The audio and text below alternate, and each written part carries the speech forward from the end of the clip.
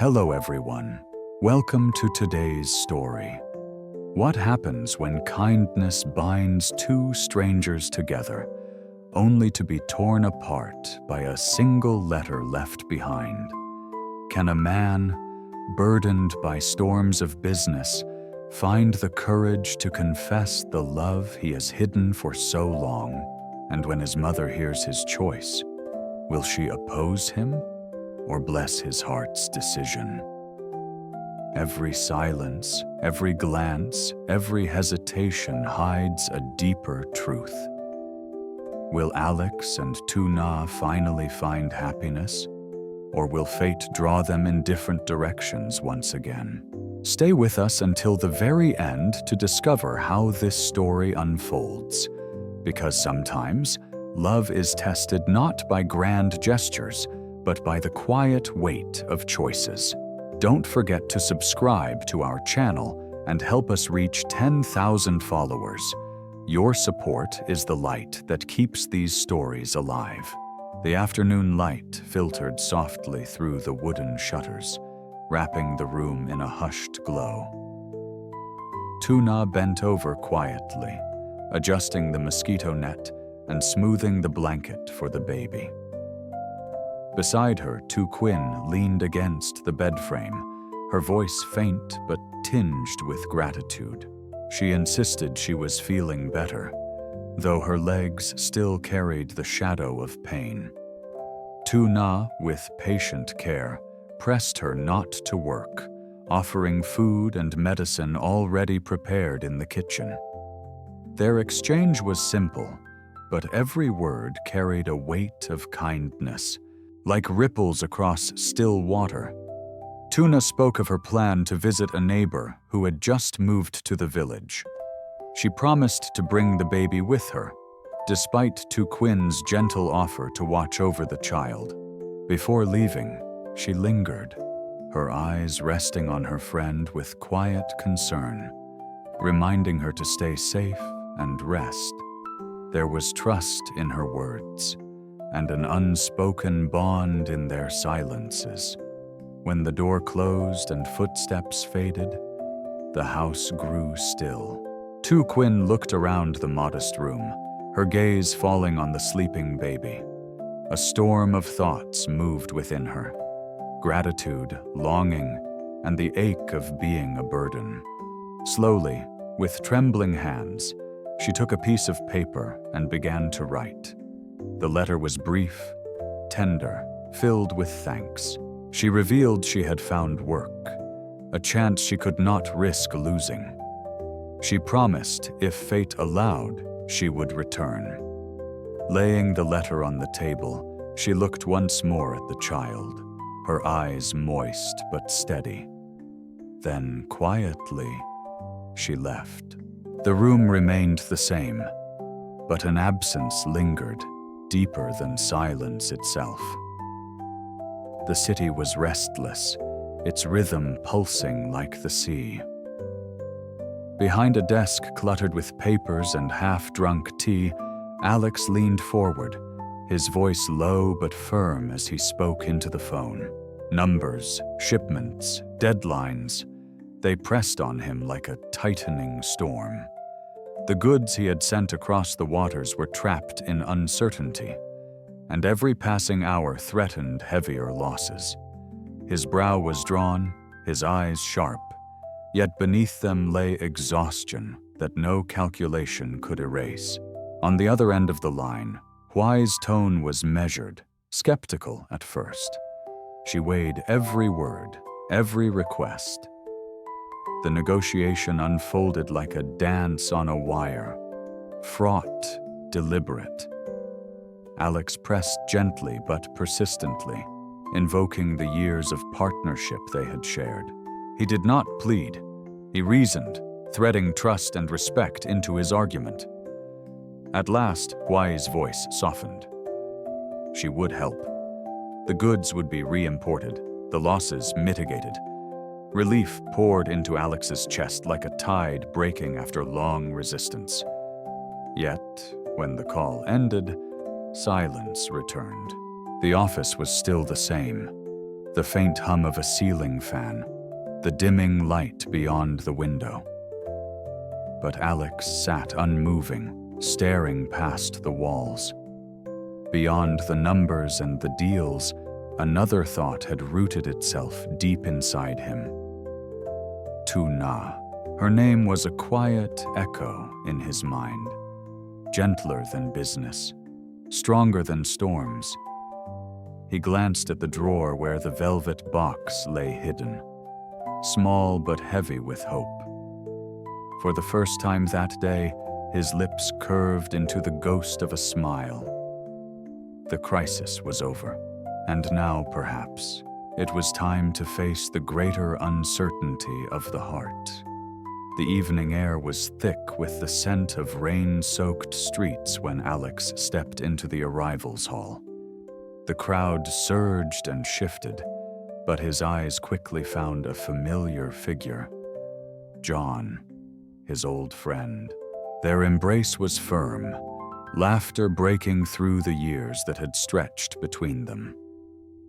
The drive from the airport was filled with half-finished stories, fragments of memory stitched with the present, until at last they settled into a corner table at the old beer house they once knew. 2 glasses clinked, foam spilling slightly over the edge. The taste was sharp, familiar, carrying them back to the restless days of youth. They spoke of business, of ventures to come, of dreams rekindled in their homeland. John leaned forward, his voice lowering, teasing. "But tell me, Alex, after all these years, have you let anyone into your heart?" Alex hesitated, eyes tracing the condensation sliding down his glass. For a moment he seemed to search for words, then offered only a half-smile. "Work has kept me busy," he said, though the faint weight in his tone betrayed something deeper. John laughed, clapped his shoulder, but his gaze lingered. He sensed the secret Alex carried, a name he would not yet speak aloud. The night deepened, the streets glowing with amber light. Their laughter rose again, but beneath the noise, Alex's heart pulsed with another rhythm. Even as he celebrated reunion, his thoughts wandered elsewhere, to a quiet farm, to the warmth of a woman's voice, to a life he longed for but had not yet dared to claim. The sun hung low, casting long shadows across the farm. Tuna stood by the doorway, her hands brushing over the faded petals of flowers Alex had once given her. Their stems bent, fragile reminders of tenderness left untended.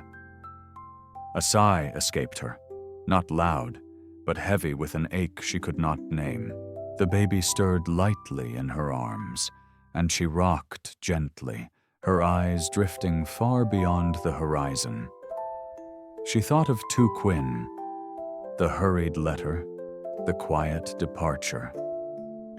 A woman burdened by pain and circumstance, slipping away into uncertainty. Tuna's heart carried both sorrow and admiration. Sorrow for the fragility of her friend's life, admiration for the courage it took to seize even the slimmest chance at survival. Yet the silence left behind was unmistakable, a void that lingered in the small house. And then there was Alex. Days had passed since she last saw him. His absence carved into her routine, a hollow she tried to ignore but could not. She wondered where he was, whether he thought of her as she thought of him. The memory of his presence, the steadiness of his gaze, the quiet assurance in his words, rose like the faint fragrance of flowers long after they had withered. "Why do I miss him so?" she murmured, half to herself, half to the wind.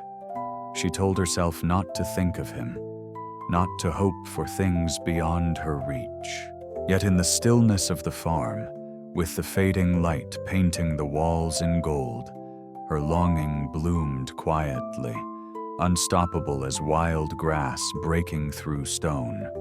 The house was quiet, the kind of quiet that wraps itself around memory. Alex stepped inside, the air cool and familiar. His mother was in the kitchen, her back slightly bent as she arranged teacups with the same care she had for years. When she turned, her eyes brightened, though her voice carried the weight of recent illness. "You're home," she said softly, as if speaking to the boy he once was. They sat together, steam curling gently from the tea. Alex spoke of work, of shipments delayed, of storms weathered, of John's return and their plans. His mother listened, nodding, her eyes studying his face the way only a mother's eyes could. And then, with a stillness that felt like standing on a precipice, Alex spoke. "There's something else. I want to marry Tuna." The words lingered in the air, suspended like a breath held too long. His mother did not speak immediately.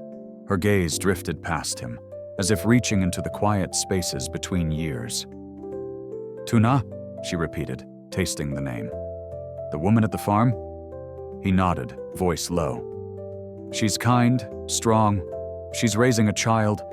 I want to be with her, to care for them both." Silence again, but softer this time, and then a smile, slow and sure. "If she has captured your heart, then she must be remarkable. You have my blessing, Alex."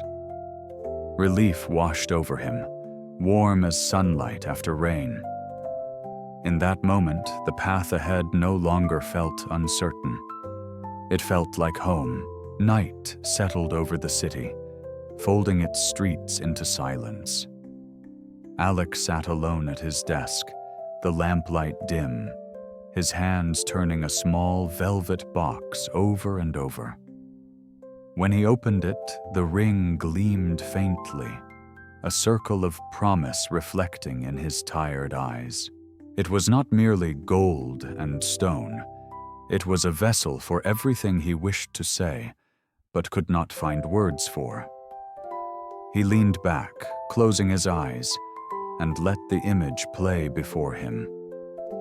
Tuna standing in the morning light, the child at her side, her smile hesitant but warm. He imagined kneeling, his voice steady despite the storm of his heart, asking her to let him walk beside her. The thought made his chest tighten, not with fear, but with a trembling hope. The documents scattered on his desk, plans, contracts, unfinished work, blurred into the background. What mattered now was not business, but the fragile thread of happiness he dared to reach for. His mother's blessing still echoed in his mind, like a steady hand on his shoulder. For once, he felt the world was not against him. He whispered into the stillness, as if confessing to the night itself. "Tomorrow, it begins." The words fell softly, but carried the weight of a vow. He placed the ring back into its box, closed it gently, and let out a long breath. Sleep would come soon, but not before the certainty settled deep within him. Love, not success, would be his true victory. Dawn pressed gently against the curtains, its light pale and new. Alex stood by the window, the ring box in his hand, listening to the quiet rhythm of his own breathing. The city still slept, but within him, every thought moved with urgency. He pictured Tuna, her eyes reflecting both strength and sorrow, her hands cradling the child with a tenderness that had long captivated him. Today, he told himself, he would no longer remain silent. He rehearsed the moment in his mind, the path through the farm, the hush of morning air, the way the words would leave his lips. Tuna, will you let me stand beside you? Will you let me care for you and your child? The imagined scene unfolded with aching clarity, her startled gaze softening into trust, the child's laughter weaving into the silence, and his trembling hands offering the ring. For a brief instant, fear whispered, fear of rejection, of being too late, of dreams dissolving like mist. Yet stronger still was the warmth of his mother's smile, her quiet blessing that steadied his resolve. It was as if love itself had given him permission to step forward. Alex closed his fist around the ring, a silent vow etched into his heart. The day ahead was uncertain, but in that uncertainty lay the beauty of choice, of courage, of love spoken at last. He turned from the window, ready to leave, ready to begin. And in the fragile stillness before departure, hope shimmered, unspoken, but infinite. And so, our story closes with more questions than answers. Will Tuna accept Alex's vow, or will the past still linger in her heart? Is love strong enough to heal wounds, or will silence speak louder than words? Perhaps the truth will only be revealed in time, because destiny always waits at the edge of our choices. Thank you for watching until the very end. If this story touched your heart, don't forget to like, share, and subscribe. Help us reach 10,000 followers so more people can join us on this journey of love, hope, and unforgettable stories. Until next time, stay with us, because the next story may hold the answer you're searching for.